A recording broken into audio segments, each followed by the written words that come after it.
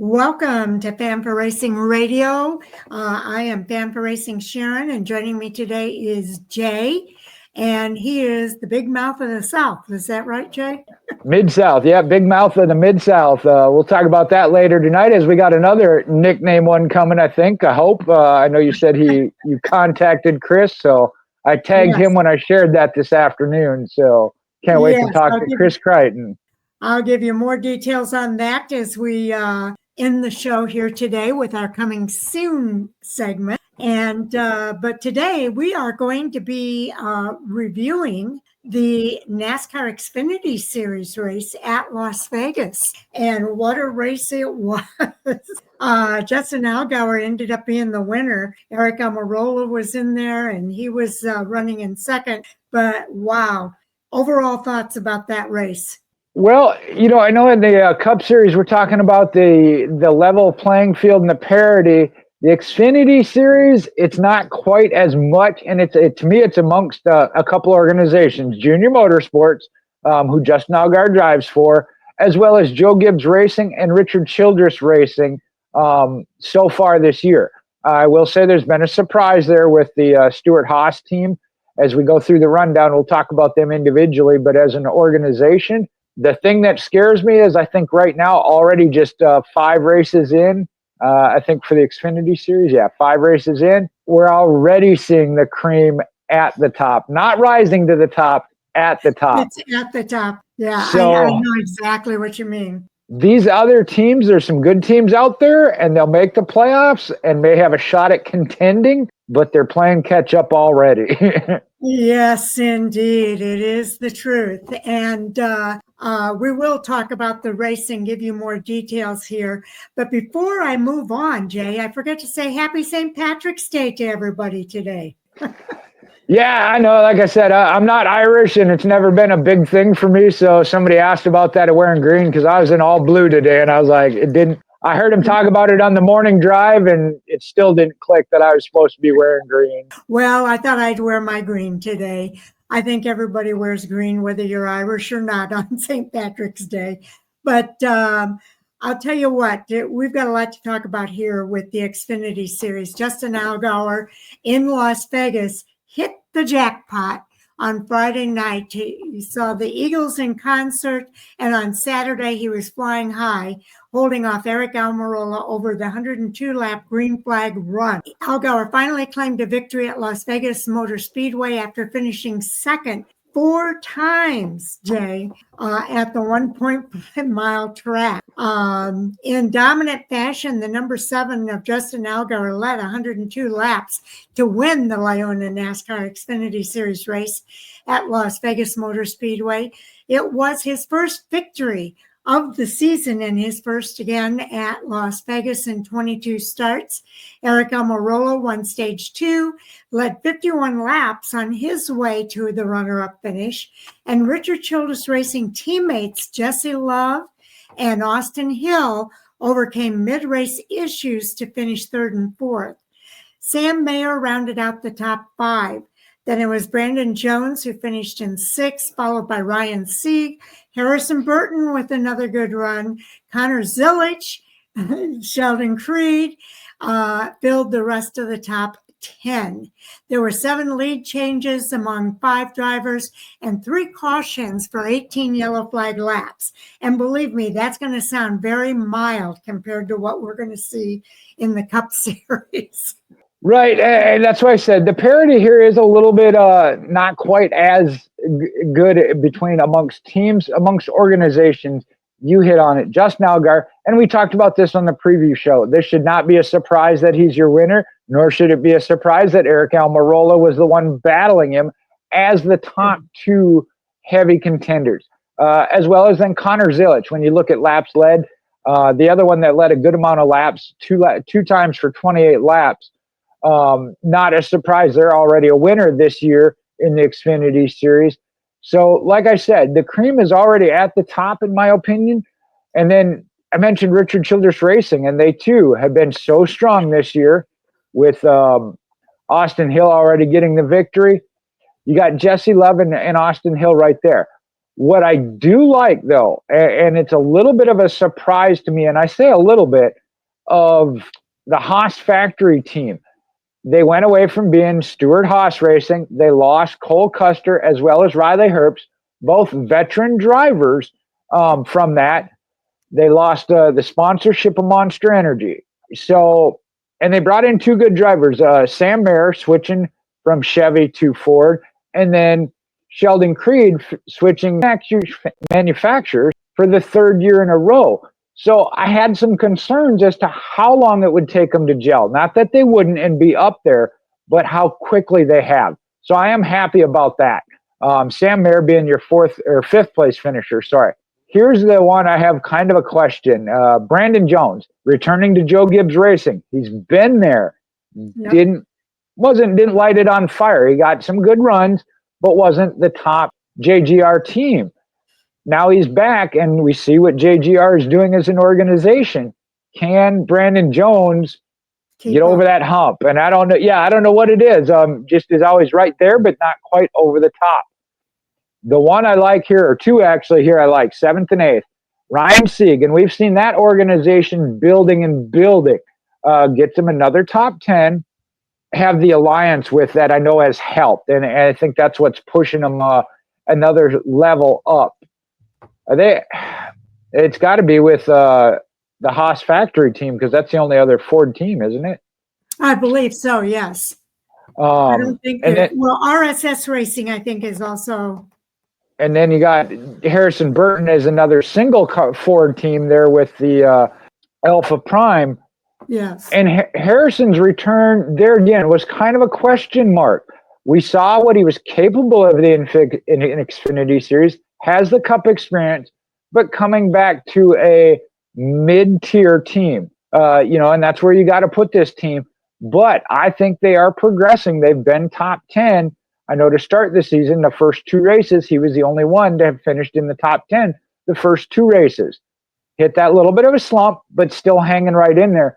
So that's another one of kind of was a question mark. I like what I'm seeing so far from Harrison Burton and that team. Yes. Okay. I did forget to mention that the average speed of the race was actually 140.078. I like to compare the speeds between the series, because sometimes it's ironic that the Xfinity is actually running faster than the Cup. But that's kind of one of the things that I like to keep an eye on from race to race. You brought up some really good points with the drivers here. We had Connor Zilisch, the highest finishing rookie of the race, Daniel Dye, Christian Eckes, Dean Thompson, all in the top 15. And then you got Carson Cavapo, Taylor Gray, Nick Sanchez, and Parker Retzlaff, 21 and up. So not a bad outing for the rookies this race. I will say the margin of victory in this race was a little more at 1.067 seconds. But there were some drivers that did have a little bit of challenges in this race, and I'll mention those. We usually do. William Sawalich, I was a little surprised. I can't wait to see how this season progresses for him. He did have an accident on the very first lap. He didn't even complete a whole lap, and it took him out of the race. On lap 113, though, it was Mason Massey. He was out because of a suspension issue to his car, and it was an alternator. Yeah, an alternator that took out Austin Green on lap 139. Everybody else finished the race, but I will say there weren't that many that finished on the lead lap. There were only 19 drivers who finished on the lead lap. The rest of those drivers finished either a lap or more down. So fastest lap bonus went to number 88 of Connor Zilisch. So he still picked up an extra bonus point and all that. And that's one, again, already has the victory. What I see as so far is overall shown as the top rookie. You went through it, and I know that's something I've been looking forward to all year through the offseason and into this season. And this is one where I hate to see it, but it's not all that unexpected. We're seeing some good runs as well as some rough runs. Unfortunately, William Sawalich has just not had the good runs yet. But there again, being in a Joe Gibbs machine, I think as we get into the middle part of the season to the second half, we're going to see him. Hopefully, it's not too little, too late type scenario. But the competition there, Daniel Dye, Christian Eckes, as you mentioned, finishing just outside the top 10. Dean Thompson right in there. Carson Kvapil started second and had some issues, so kind of fell back. And then Taylor Gray and Nick Sanchez, again, both started top 10. It's just, I mean, they're rookies, let's face it. So to see them there in the mid-20s and not being able to sustain it, not a big surprise. Once we see these teams, these are the teams I said they're going to play catch-up to your top organizations and teams. It's a matter of where they sort in and fit in. And if they can hit a high point and hot streak at the right time, I think they can be competitive. But like I said, I feel like right now they're playing catch up in a big way. Yeah, they really are. It's still early in the season, as you mentioned. And I think during the second half, when they see some of these tracks for the second time, we'll see some differences in some of those drivers. But let's go ahead and cover off on the points report, Jay. All right. With that, Justin Allgaier is your points leader by 19 points. Has the one race win, already has 7 playoff points built up. Jesse Love having the victory as well, has 5 playoff points. Sam Mayer, third, the one without a win in the top 5 anyway, is back 30 points. Austin Hill has the one win and 9 playoff points, but is technically right now 4th in points. Then you get down to Sammy Smith. Eric Almirola is listed in 6th, but not running full time. So that victory and second place finish there doesn't mean a whole lot because he's not full time in the series. So that'll move Sheldon Creed up. And then you got a couple of rookies. Like I said, they're having solid seasons. Taylor Gray, Connor Zilich. Zilich already with the win. That gives him the 5 playoff points. Ryan Sieg right now is solid in the 10th spot, 133 points. Christian Eckes, the rookie, next at 11th, 127. And then Jeb Burton at 121. Harrison Burton would actually be the one to bump in with Eric Almirola once he starts dropping and doesn't fulfill all the races. Carson Kvapil is a rookie, then would be on the outside, as well as Brandon Jones. And then 2 more rookies in Nick Sanchez and Daniel Dye. So there again, I think that bubble in the Xfinity Series here, 12th place, going to be highly contested. And the one I look at there is Harrison Burton. They started out the season so strong. Like I said, the only one with top 10 finishes. Did have a couple of rough races back in the right direction this past weekend. So I don't have as much concern for him. The ones that I do have concern about is those rookies. And another organization there I wanted to mention of Colleague Racing. That's another one. The organization had built themselves up, but they were doing with veteran or drivers. Shane Van Gisbergen, not a veteran in the Xfinity Series, but obviously good on road courses, picking up 3 wins, put himself into the playoffs. You lost both of those and brought in some rookies. So again, I think they will develop and get back to a solid ground, but with rookie drivers, young rookie drivers, it's going to take a little time. Yes, indeed. And we knew that this was going to be a fun competition to watch this season. 7 rookies in the Xfinity Series with all those drivers you mentioned. Dean Thompson ended up finishing in 23rd. William Sawalich in 19th. Daniel Dye 17th. Nick Sanchez 16th. Carson Kvapil in 14th. Christian Eckes 11th. And Connor Zilich and Taylor Gray, Connor in 9th and Taylor in 10th place. So these guys, I think, are doing relatively well considering this is the first half of the season. And I think as they get to know these tracks, this is going to really heat up in the second half of the season with the rookies competing with one another. So there's a lot to look forward to here with the points report. Justin Allgaier has the most playoff points, Jay, with the one win and 2 stage wins. Austin Hill has the most stage wins for 9 playoff points, though. And that's where right now, and especially since it's so early in the season, we talked about this a couple times already. Once you look at the reseeding and the playoff points, that's going to become very important. And each 1 point, as you mentioned, that fastest Xfinity fast lap one, will come into play without a doubt, as we see some close battles already.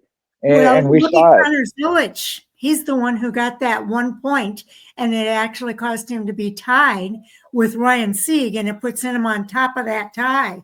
So that did make a difference in that particular case. And that's what we've seen it come down to, of especially if it's getting into the playoffs or advancing to the next round. We have seen that. So yeah, those are very important.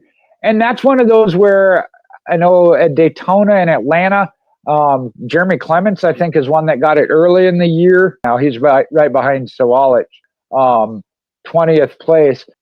Great runs, picking up a stage win.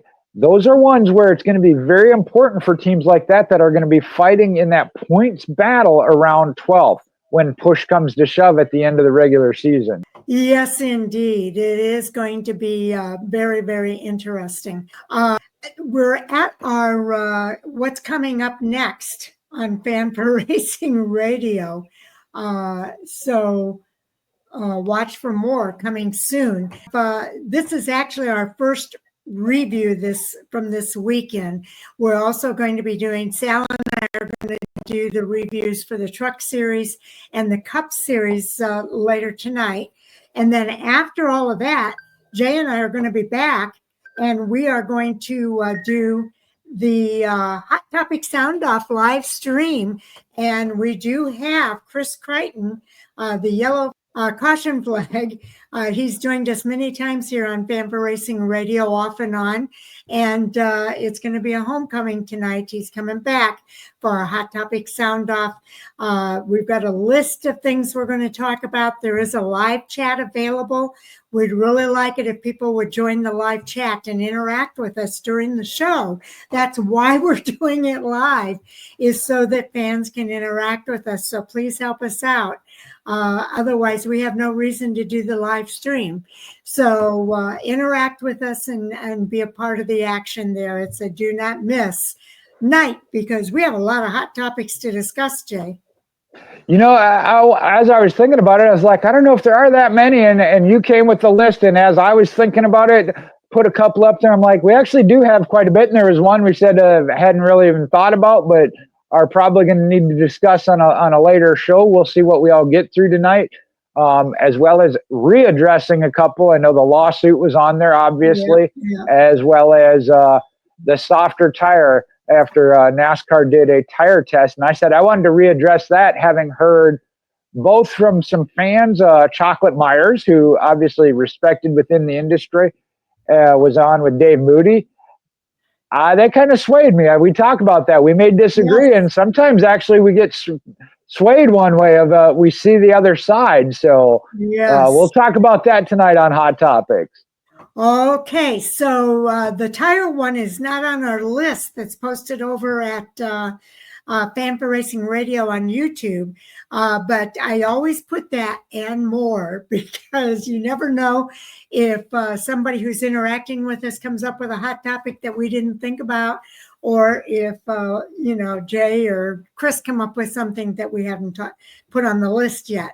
So feel free, if there's something that you want us to make sure we talk about, add it to our list by commenting in the live chat and letting us know what your hot topics are, and so that we can talk about those things during our live stream. Again, this is a live stream specifically so we can interact with people who are tuning in. So please tune in, and don't forget to like and subscribe. You know how all of that goes. And that's one of those things. I know we have that whole list. If we don't get to them all, we'll hold them and carry them over till next week. So if we get interaction from you fans, or I know sometimes amongst us, we normally go 1 or 2 rounds depending on the topic. I know the last couple we've gone 3 or 4 rounds. because they have been that involved. And again, the discussion, it's like, well, wait, let me think on that because I hadn't thought about it from that perspective. And so if we get that from you fans, it'd just be that much more. And if we only get through 3 or 4 topics, that's okay with us too. Exactly. And then also, I want to make sure to mention that on Thursday, I'm doing an interview with Patrick Staropoli. I know we asked Jay to be on the interview, but unfortunately he has some other activities that day. So Sal's going to join that interview, and it is with Patrick Staropoli. He signed on for 5 races with Venturini Motorsports, and he's already raced one at Phoenix. The next one coming up, believe, is Talladega. And so we'll talk to him about all of that. And when he made those announcements that he was going to sign on with Venturini for 5 races, he kind of implied that there might be more good news coming down the pike. So maybe we'll hear more good news from Patrick Staropoli on Thursday night. So stay tuned for that interview as well. Yeah, I hate that it didn't work out where I'd be able to join you with that, but Sal's been real good. I know he's gotten to do all the interviews with you so far this year, and that's okay. I know he's got just a busy schedule and working some things to accommodate his schedule this week. Sharon's always got a busy schedule as well, so it's been great this year doing this YouTube and the recordings. Again, fans, if you just subscribe and share it around. And then when we do the live streams, right now is for Hot Topics. Come on and join us, please. Yes, indeed. All right. I don't believe there's anything else. Jay, you want to talk about your weekend? Well, I had a pretty good weekend. I did get to watch the truck series, and then we had our food distribution. I will tell you this, if those who know I'm from the Mississippi area, Gordo into the Alabama side, 15 miles over, that got hit by the tornadoes. Got some prayers out there for some families that I do know personally. Yeah. But as far as right around us, it was a lot of rain, a couple of spots that got flooded, but we did have some in the area, but I'm good. Maybe the wind is what blew the dog over the fence. I was talking to Sharon about that. I had an additional dog around last night, so that might have been due to the wind. Yeah, possibly. I will say we had snow. We were surprised with some snow on the ground. And then I was just reading in the weather report, they're expecting more snow to come through the upper plains area, including Minnesota, Jay. So I'm just amazed that here we are in March and we're still talking about winter storms. But I went to Chicago and saw my granddaughter's musical program. It was a lot of fun. Did a little dinner and time with my daughter as well. And then I came back, was able to catch the Xfinity Series race and the Cup Series race. And boy, was both of those races were good. And I heard the truck race was really good too. I know we're going to go over the review of those races, and I know who won and I know what happened, but it's going to be really a lot of fun later on tonight as well. So we hope everybody has a good week, and we'll catch you on the next video. All right. Have a good time there tonight with Sal. Tell him I said hi, and I will talk to you and Chris later on tonight. Okay. Take care now.